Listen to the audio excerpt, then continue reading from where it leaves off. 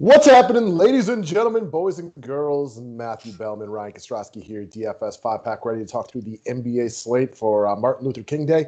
We got our day slate rolling right now, which, I mean, who knows what's going to happen with this Heat game later in the night, if it's even going to be a thing or not. So I also don't know what DraftKings is going to do with it. So if you want to ask me, I don't have a good answer for you. I will ask you, did you end up playing pieces from it or no? No, I just faded it. I figured I had enough pieces from these early two games. I was comfortable with them. My thing was I was kind of mad about it because I never liked the game to begin with. I was not even going to use anyone anyways. So made it easy for me. Obviously I hope it gets canceled, but we'll see what happens. Who knows? Yeah, it's a weird one. It's a weird year, guys. Everything's been weird for about 9, 10 months now. Why would it be any different in the NBA DFS world, which is already weird to start, right? Mm-hmm. All right, guys. So it is monthly Monday, which means all brand new monthly customers who sign up get half of their first month reimbursed. We'll pound the 200 things likes tomorrow to get this NBA package out for free. This video is coming out late in the day, so I don't think we're going to get enough views to get up there anyway. So we'll address that again tomorrow. But it's monthly Monday all day long. Buy a monthly membership, and you get half of it back. And we will rock and roll from there. Don't hesitate to hit the like button, though, as we never mind that at all. Thumbs up is always appreciated. All the packages are available through the website. And let's start out with the cash game, guys. So we did Luka on Friday. He was solid. And I noticed as I was breaking this down, I'm probably the only one nerdy enough to notice this. He got a rebound with like 2 seconds to go in that game, and they never counted it. Like, I looked for a while, and it wasn't up there, it wasn't up there, it wasn't up there. And I'm just like, man, they missed that one because it was his triple-double rebound. Well, I guess stat correction. I didn't look long enough because it came back and gave it to him. So I found that was unique. We haven't had to deal with stat correction as much lately. Have you noticed that over the last year? In NBA, I never feel like it's that big of a problem. But yeah, you're right. But Maybe it has been a problem in NBA, and I'm like, you're so right. I haven't dealt with it at all. I mean, like, if you guys could rewind, I know we're getting off topic right away, but like up to like a year ago, You're so like you right. had to like wait out your contest for like a half hour to make sure they weren't stat corrected to death. And like I'm getting my money back like half the time now in like a half hour.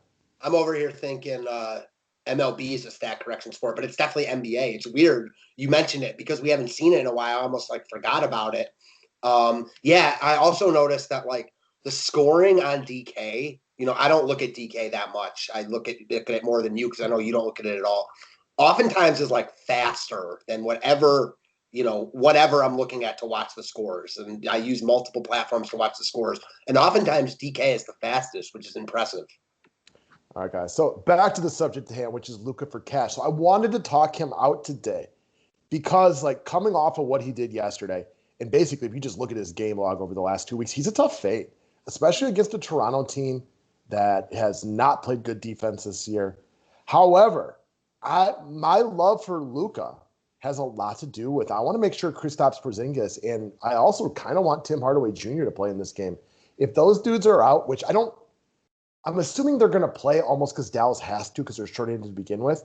But if like they get really funky with this thing and don't play those guys, I'm going to jump off of Luka Doncic. And the reason being, I could see this as being the game where Toronto rolls. Dallas is coming in, tail end of a back-to-back, third game in 4 nights. I'm a little leery of it. I'm going to keep looking all day long. But assuming all these dudes play, it is tough not to give love to Luka right here.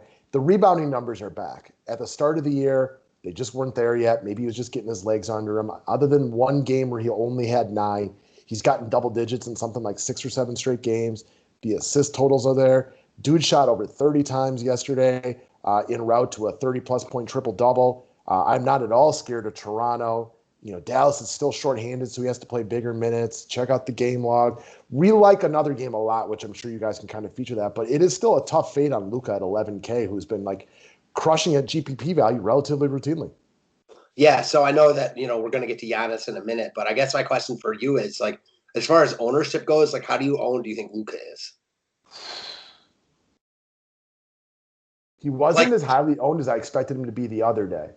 I guess part of my question is this a cash play based on like ownership or just exact, like, all how you feel? Replication more than anything. You know what I mean? Like, I will play a guy that basically gets there every single day because he absolutely has to get there every single day for his team. And there's a really good chance I just play both of them tonight. For sure. I mean, yeah, like you said, it's a tough fade. Even yesterday in a game, they lost by double digits. He had 80 DK points. He's playing real well right now. He has to do everything for this team. Toronto has proven to be a good matchup. So I don't know. Assuming Dallas keeps this game close, a lot of upside here. And you're right. Like you said, fade at your own risk. Yeah, if I start watching guys not playing, I get a little bit more hesitant because Dallas is really undermanned right now. Now, the flip side of this, like Toronto isn't blowing anybody out this season. So why am I scared of them? That's a good question. Agreed. All right, next up, Wendell Carter. And I don't know, something about Lil Wayne dropping a Packers hype song this week just has me a little psyched to talk about a guy named Carter. So tell us what you like about him, sir. Man, I like him a lot here. First off, he's just playing well. If you look at his game log, he's playing very well. Got kind of coming into his own third year. We always knew he had the offensive game. The Bulls have been off the grid for a minute. They missed those games, and then they played yesterday, but it was like a day game that no one was paying attention to. Meanwhile, Carter, I watched some of that game, looked like the best player on the floor for much of the time he was on the court. Again, center is weaker today, but I think in general, just the player pool is weaker today. You've got really, expensive studs that are desirable to use, but you obviously can't use all those guys. DK did a good job of pricing guys up. Carter's in a good spot here against Christian Wood and DeMarcus Cousins, two guys that are very good on offense, but struggle in the way of defense. Cousins not used to, but he's older now, so he's not what he once was. Again, I like this game as a deviation off kind of some other more popular games. I like Carter a lot here, and I don't think people will go to him at 6,500. Well, we want Bulls exposure, but now that their backcourt's full and they got Archie Diacono back, they might get Shadaransky back tonight. Otto Porter's playing. Laurie Markin is like, I want some exposure to Chicago against Houston, but it's a lot tougher to get to a priced up Zach LaVine and Kobe White now that they're able to spread the ball around a little bit more. So we check out Wendell Carter. I love Christian Wood. I like his game, but he does leave a lot to be desired on the defensive end of things. Christian Woods, as Shaq would call him, offensive game, good rebounder, but he still is not a defensive presence. This is not Dwight Howard from 10 to 15 years ago by any sense of the imagination. You heard he called Shaq a casual? Yes, that whole conversation cracked me up. That was so funny. We're going to keep moving on down the line. So our mutual favorite play of the day, I'm excited for this game. And, as a Bucks fan, I think this is kind of a get-up spot. You got James Harden, no Kyrie tonight, but you got James Harden and Kevin Durant. Obviously, two of the better offensive players this game has seen over the last 10 years. And going up against the Bucks for what could arguably be the best two teams in the East right now. Obviously, I know Boston and Philly, they all want something to say about it, but these are two of the better teams in the East. However, Brooklyn has now become the most entertaining team in basketball. And what I mean by that is they are all offense and no defense, which means not only are they fun from a soap opera standpoint, because you got two of the bigger divas in the NBA in Kyrie and James Harden, but they're going to be fun to watch because they can flat out put it in the basket, but they can't guard anybody. They have no rim protection. They traded Jared Allen to your Cavaliers, which means now it is DeAndre Jordan. And we were kind of joking around. He's 32 years old, but dude looks like he's about 42 years old out there. This is not the guy that used to protect the rim with reckless abandon back in the day for the Clippers. He's old and he's kind of slow now. So Giannis should be able to get to the rim at will. If you're the kind of person that digs on narratives, I think this is a part where I'm sure Milwaukee really has this game circled right here. Bucks are playing much better recently. And again, this comes back to a lot of things for me. You got a couple days off for Milwaukee, but the Nets are all offense and no defense. Yeah, I love this spot for Giannis. Definite get up spot in my eyes. James Harden and him have had a back and forth for years. Now you've got Harden playing his second game against Brooklyn. Like you mentioned on our members only video, Harden talking like, Brooklyn's already won the title because they beat Orlando at home by 7. Short-handed Orlando. Yeah, I mean, come on. Milwaukee's still the best team in the East in my eyes. Like Brooklyn has the most talent probably in the NBA, like as far as their 3 best players, but I don't think that means that much tonight. I think you're going to see Milwaukee D up on the Brooklyn guys, and man, Giannis is just going to go to the rim at will. I think if you watch this game, you're going to be hearing, regardless of the broadcast, man, the Nets really missed Jared Allen tonight. Yes, sir. That's what I like to hear. That is what I like to hear. So let's keep attacking this game and move over to our long shots of the day. And I do want to pull somebody off the Brooklyn Nets. So at this point, when you look at the Nets, you're going to think about three guys. Well, Kyrie's out, so you forget about him. And then it goes down to Kevin Durant and James Harden, who are both fantastic. Again, I've been hard on James Harden lately. It's because I don't like the diva personality. I feel bad for all the strippers in Houston right now. But just overall, those two guys to get so much attention offensively. And what the Bucks do really, really well is crowd the paint. But what they're terrible at is defending the three-point line. So I'm looking at Joe Harris to be kind of a sleeper tonight. One, also, like his price is a bit up there, so I don't think a lot of people want to pay $1,500 for Joe Harris. I understand and I respect that, but I think he's got an opportunity to go insane from the three-point line tonight. Milwaukee has played under the same defensive philosophy since Coach Budenholzer takes over. Make life hard on other teams. Crush the paint, make him shoot threes. Well, I know one thing about Joe Harris. He shoots the three ball about as well as anybody in the NBA. It's about the only thing he does really, really well, but he's elite at it, and I think he has an opportunity to go insane from the three-point line tonight, which under the right scenario, I think this game is, could hypothetically be 130 to 128 or something like that. I agree. And the other thing about Harris, you didn't even mention. Now all of a sudden, like especially with Kyrie gone, he's their third best player, like by a good amount. And then after that, I mean, it gets pretty dicey. DeAndre Jordan. I mean, Chiozza, you think he's better than Chiozza? That's what I'm saying. Like those guys we're talking about. So they're going to need, especially when Kyrie's out, Harris to play well. I mean, the thing with Harris, I respect his game. I remember when he was on the Cavs and like he never got any playing time, and he's turned himself into one of the best 3-point shooters in the league. He's also really improved just his not playmaking ability, but his ability to get to the hoop, which helps his 3-point shooting. I also like him a lot in this spot.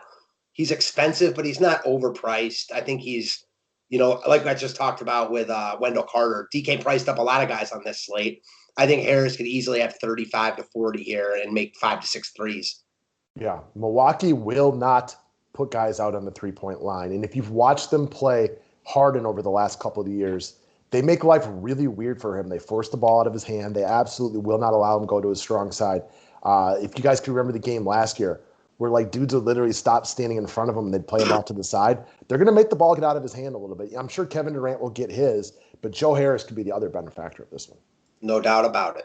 All right, so let's move back over to the flip side of the ball and talk about the Milwaukee Bucks again. I know from your sports betting angle, you like Milwaukee a lot in this game to play really, really hard. Bobby Portis, his minutes are a little bit all over the place. We've seen Brook Lopez playing more minutes lately. Portis can run at a 4 or at the 5. We already talked about some of the things that we like about getting after him. So I see why you like him tonight, but I also think you do think there's an opportunity for the Bucks to roll here. Yeah, like I like him in any game script. His minutes are a little bit all over the place, but again, he's playing in any type of game script. He's not like the he's not like the 7th or 8th guy off the bench. He's their 6th man. He kind of brings a different game than the Bucks have had. Like, I love his game. We've talked about Portis for years. This is a really nice spot for him just in Milwaukee in general. And kind of what we talked about with Giannis, like Portis isn't Giannis, but no one's going to be able to stop Portis inside. And we know that he eats when he gets minutes.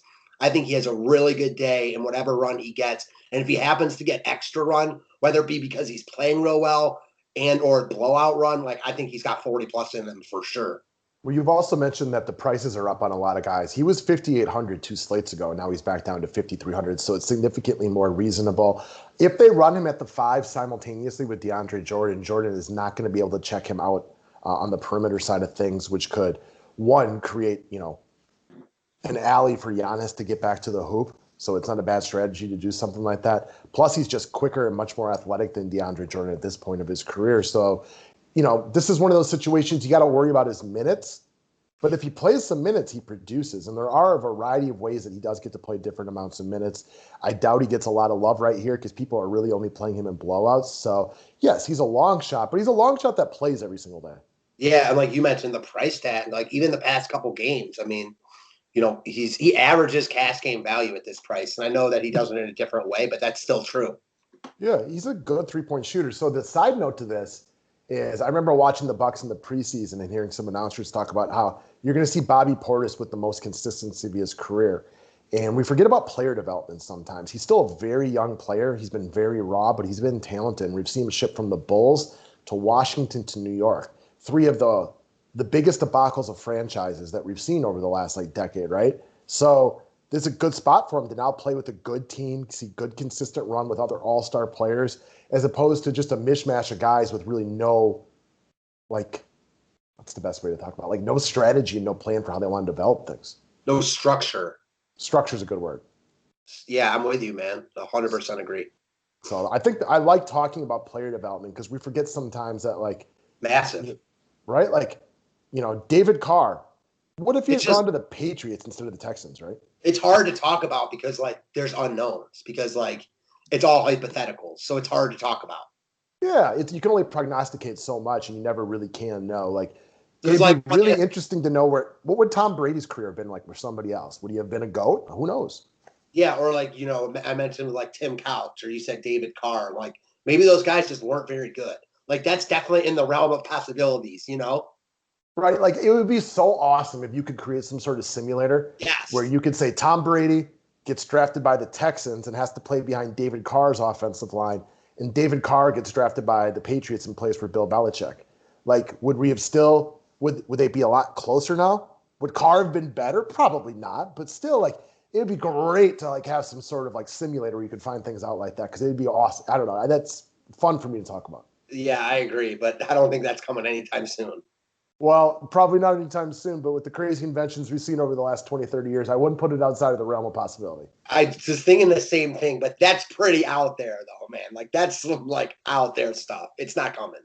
Okay, but if you had told you when you were a young kid, You're like, you right. had to watch like Sports Center and like wait for the newspaper to see baseball box scores, that later in your life you could just have this little rectangle in your pocket that would tell you everything. Like, no way.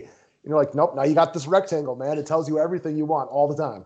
You're right about that, but I don't think you can just like say anything could happen and then be like I still believe that this isn't coming, but I see your point.